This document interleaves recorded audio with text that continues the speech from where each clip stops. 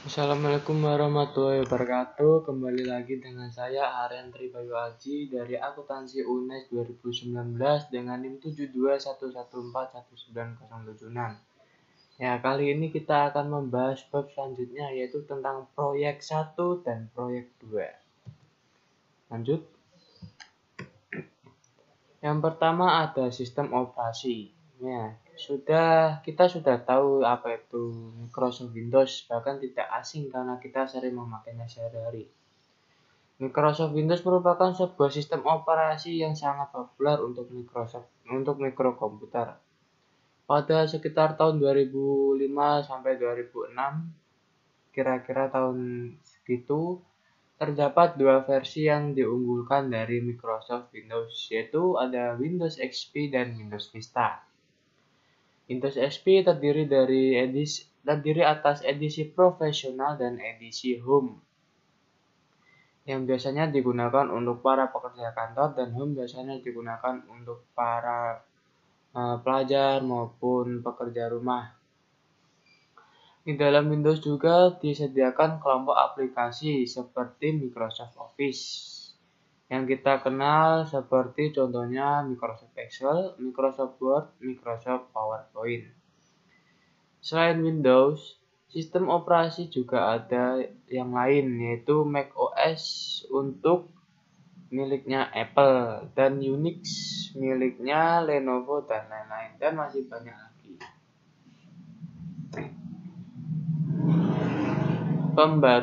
Pembaruan ini sangatlah penting. Kita ketahui bahwa setiap kita memiliki mikrokomputer maupun handphone, pasti ada pembaruan aplikasi atau perangkat lunak. Pembaruan ini bertujuan agar perangkat lunak kita itu semakin berkembang atau semakin sempurna dari tahun ke tahun, dari versi ke versi. Nah, fungsi lain dari pembaruan ini juga untuk meningkatkan keamanan perangkat lunak kita agar tidak ada atau mengantisipasi pencurian data dari pihak yang tidak bertanggung jawab, seperti itu.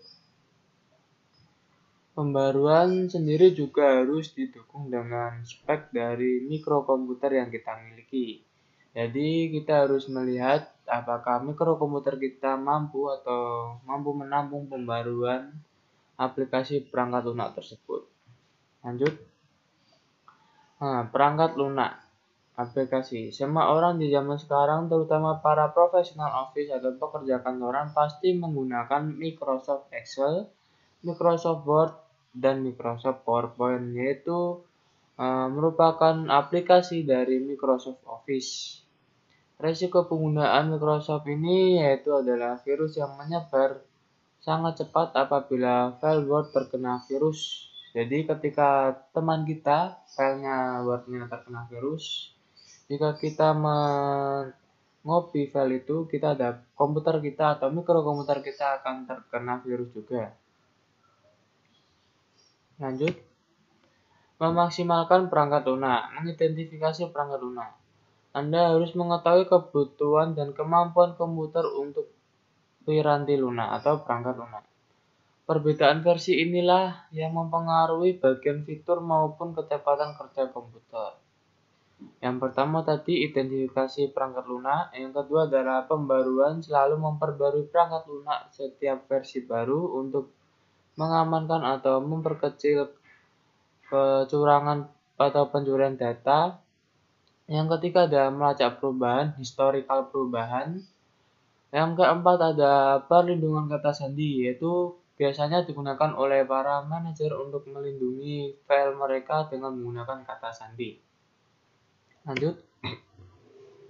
Cara perlindungan dengan kata sandi yang pertama, klik perintah tools yang diikuti dengan sub options dan kemudian pilih tab security dan silakan masukkan kata sandi yang Anda inginkan untuk membuka file tersebut. Cara pembaruan Microsoft yaitu yang pertama mengunjungi situs resmi dari Microsoft Office dan pilih update. Membuka aplikasi kemudian mengeklik perintah help diikuti dengan subperintah check for updates untuk mengetahui updatean yang terbaru. Virus dan spyware. Kita tidak asing lagi itu apa yang namanya virus. Apa itu virus kita sudah tidak asing. Virus merupakan program yang dibuat oleh hacker yang sengaja dibuat untuk merusak atau menghilangkan sebuah data dari target yang sudah ditentukan oleh hacker tersebut. Virus ini sangatlah berbahaya. Virus bisa menyebar dengan berbagai cara. Yang pertama melewati email. Yang kedua melewati situs web. Jadi ketika kita membuka email, janganlah kita membuka email asing dari orang yang tidak dikenal. Bisa jadi email tersebut berisikan link yang berisikan di mana ketika kita mengeklik link atau mengakses link tersebut, maka komputer kita akan terkena virus. Teknik tersebut dinamakan dengan istilah phishing atau phishing, memancing lah namanya. Lanjut, yang kedua ada spyware. Tidak bersifat berbahaya karena tidak dikirimkan untuk menghentikan kerja atau mencuri informasi. Ada dua antivirus dan spyware. Yang pertama proteksi atau antivirus yang berbayar, yang kedua yang gratis. Yang berbayar itu banyak contohnya seperti McAfee, Norton, dan lain sebagainya. Yang proteksi gratis juga banyak, ada Microsoft dan lain sebagainya. Contoh lain dari antivirus ada SmartDev yang sering kita gunakan, bahkan banyak orang menggunakan SmartDev sekarang ini. Lanjut, email. Implikasi di tempat kerja. Hampir setiap email yang pernah Anda kirimkan mungkin tersimpan di suatu tempat. Email melewati banyak server pada perjalanannya dari pengiriman ke penerima, dari pengirim ke penerima, dan sebagian besar dari server ini dibuat cadangan berulang kali sehingga menyimpan catatan komunikasi email yang panjang.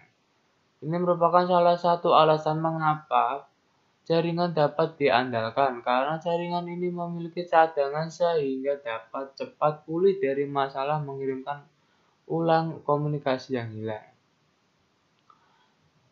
Etiket email di tempat kerja. Karena pesanan-pesanan email yang penting bertahan dalam waktu yang lama dan dikirimkan kepada orang lain, penting bagi Anda untuk berkomunikasi dengan jelas dan sopan dalam email. Email pribadi. Perusahaan organisasi berhak mengawasi email Anda agar untuk mengurangi atau mengantisipasi adanya pencurian data yang dilakukan oleh pihak yang tidak bertanggung jawab, agar email kita itu aman dan tidak dimata-matai oleh siapapun. Lanjut, yaitu proyek 2. Proyek 2 ini berisikan tentang membuat dokumen front page. Yang pertama, mulailah dengan membuka program Microsoft Office Front Page. Klik tombol Start di bagian sebelah kiri bawah layar, kemudian pilihlah Add Program dan klik 2 kali program Microsoft Front Page. Ini merupakan tampilan awal dari Microsoft Front Page. Nah, kotak-kotak bujur sangkar di sekitar tampilan page di dalam kolom sebelah kiri memberitahukan Anda sedang melihat sebuah tampilan halaman web. Bagian layar bawah di mana ditampilkan normal. Memilih HTML akan menampilkan kode komputer di belakang halaman web. Preview itu berguna untuk menampilkan halaman yang akan tampil di browser internet, misalnya Explore atau Netscape, atau juga di blog lah.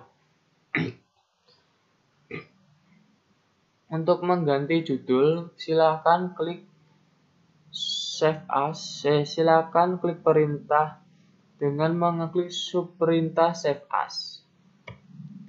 Lanjut. Nah, ini untuk membuat judul, yaitu buatlah judul dengan cara ketik University Pisa atau judulnya pada halaman tersebut, tekan tombol enter, tandailah kata-kata yang sudah Anda buat tadi atau judul yang sudah Anda buat, kemudian pilihlah ukuran font dan juga pilihlah font sesuai yang Anda inginkan. Membuat daftar beranda. Selanjutnya yaitu membuat daftar lokasi. Ketik kata location. Jika location muncul di tengah-tengah halaman dengan huruf-huruf besar, maka itu berarti Anda tidak dapat memindahkan kursor ke bawah untuk membuat garis baru setelah Anda mengeklik mengetik university atau judul tadi. Ini mudah diperbaiki. Klik saja location, kemudian pilihlah perintah format, diikuti dengan sub perintah paragraf dan alignment. Dari pilihan menu dropdown, buatlah agar paragraf tersebut terjajar ke kiri. Kemudian masukkan 3 frase komputer parking lot and 101 North Main Street. Tekan kunci dan enter. Lanjut. Membuat tabel. Perintah membuat tabel yang pertama, klik perintah tabel, kemudian klik insert, kemudian pilihlah tabel. Tandailah judul-judul kolom topping small, medium, large, satu demi satu atau seluruh barisan. Pilihlah perintah format, diikuti dengan sub perintah font. Dari jendela yang muncul, pada pilihan font style dan pilihlah italic. Pilihlah ulang semua sel dalam tabel dipindahkan.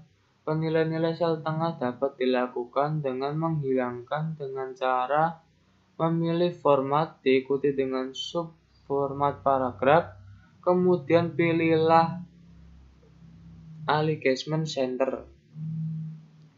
Memasukkan gambar. Cara untuk memasukkan gambar yang pertama yaitu geserlah kursor 2 baris di bawah tabel, lalu klik perintah insert, diikuti dengan sub perintah picture, pilihlah clip art.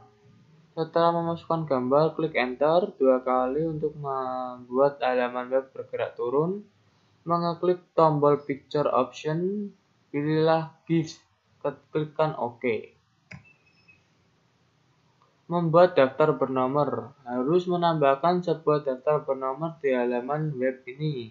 3 alasan untuk menambahkan daftar bernomor yaitu pertama, Anda harus memasukkan kalimat way order from use pada halaman web tersebut, kemudian tekan enter. Pilihlah ikon bernomor dan masukkan 3 alasan yang ditunjukkan setelah Anda memasukkan kata kunci tadi. Setelah itu kliklah enter. Kemudian tekanlah kunci enter sekali lagi dan mengakhiri isi daftar bernomor tersebut. Lanjut. Link halaman web. Tahap terakhir ini adalah membuat 3 jenis link. Yang pertama, link untuk alamat email, yang kedua, link untuk halaman web, dan yang ketiga, link untuk bagian lain dari halaman web tersebut. Cara membuat link untuk halaman email. Yang pertama, klik insert, diikuti dengan sub perintah hyperlink. Selanjutnya, pilihlah email address. Setelah itu, ketikkan contact us di text to display. Selanjutnya, isi alamat email yang mau dikirimkan link atau sasaran email tersebut. Ini isi subjek dengan mengetik pizza delivery atau judul dari subjek tadi, lalu klik OK. Cara membuat link untuk halaman web. Yang pertama, klik insert, selanjutnya pilih hyperlink, setelah itu klik atau pilih setting file or web page yang untuk ke arah web. Selanjutnya ketikkan link to my school atau mengirimkan link untuk sekolah saya. Di text to display, selanjutnya pada bagian address ketikkan http://yourschool.education, lalu ketikkan OK. Kelebihan front page. 1. Mampu menampilkan struktur data dan situs web sehingga memudahkan navigasi terhadap situs web. Yang kedua, memiliki editor yang terintegrasi, terdapat fungsi-fungsi untuk tool umum secara mudah. Yang ketiga, ada mampu menampilkan data yang dibuat oleh Microsoft Office lainnya. Seperti kita membuat data di Excel, tetapi kita bisa menampilkan data Excel tersebut di dalam Microsoft Word. Seperti itu. Kekurangannya yang satu ada frontpage tidak bisa digunakan untuk script editing, yang kedua kode HTML yang dihasilkan tidak efisien. Sekian presentasi dari saya, apabila ada kesalahan kata mohon maaf. Wassalamualaikum warahmatullahi wabarakatuh.